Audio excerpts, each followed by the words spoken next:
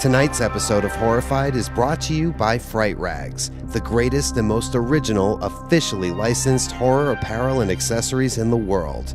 Go to frightrags.com and use promo code ArieScope10 at checkout and save 10% off your entire order.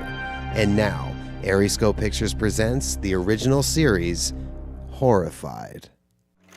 Every girl dreams of being a Disney princess. But it should come as no surprise that actually being a princess is anything but easy. For ArieScope intern and up-and-coming filmmaker Casey Hempel, a side gig performing as a princess turned into an uncomfortably sticky situation and left her feeling less like Disney royalty and more like horrified.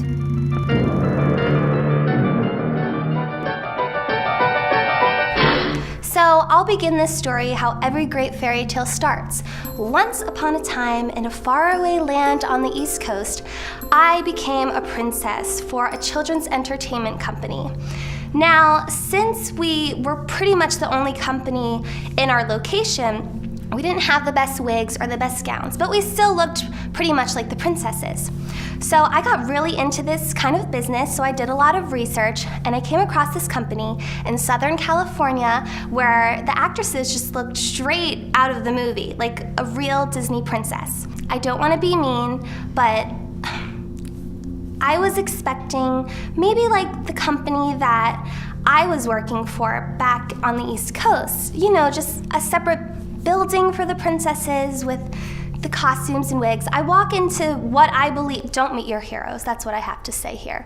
But I walk into what I expect to be Disneyland, and I see that my new potential boss is a hoarder. And it wasn't always the greatest feeling to know that you were wearing a costume that was just cleaned by Febreze spray.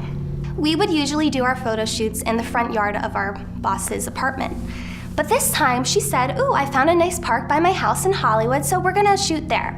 We get to this park and my jaw just drops because what I see is a man lying on the ground, very comfortable. He was at home.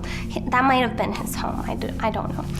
Very at home, and all I see is his hand in his pants, and I think he just started. Like, I didn't see anything out, but you could see the motions. And I don't know what better way to appropriately say it, but just going at it. I think it looked like a Vaughn's advertisement that he was, to, but I think it was like JCPenney's, and it was pretty faded, like he's had it for a long time, or he found it somewhere. But it wasn't like Victoria's Secret or anything.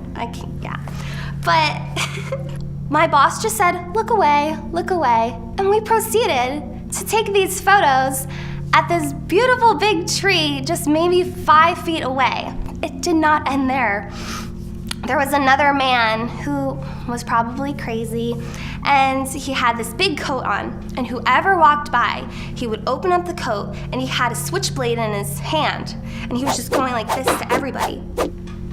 And so, of course, I had to get out of there, because kids, they flock to a princess when they see her, and there's this in one corner, and then there's that in another corner. So we booked it into the car, and of course the passenger seat was closer to this man with a switchblade.